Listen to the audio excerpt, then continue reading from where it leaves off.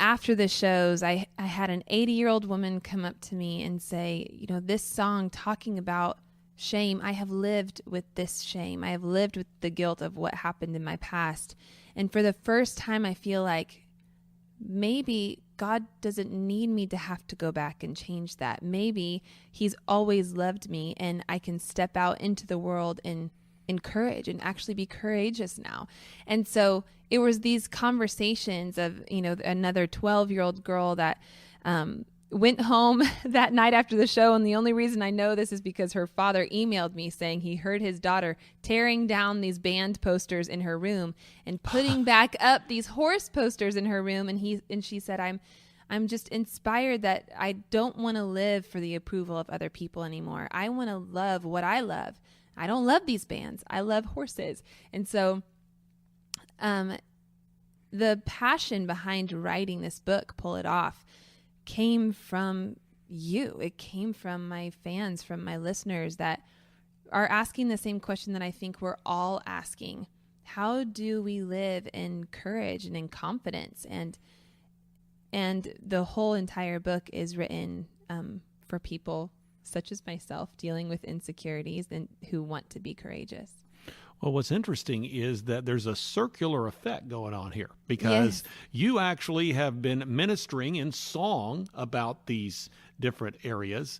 The message is taking root in hearts, and then you're hearing that message come back to you. And so now the circle is complete, and you're continuing to move along as you share that message again with your fans, but in a different way. And not only your fans, but perhaps people that are not familiar with with what you do musically or not been to a concert and had that opportunity. So it's very cool what God's done here. Yeah, it definitely is. And the heart to communicate is really what my heart always has been as a writer, as a young child, writing songs, writing poetry, just writing in general. That's always been what I have loved. The heart behind what I have done in my career has always been because I love to challenge people and love to make you think and love to remind you of who you are and whose you are and why we are here on the earth.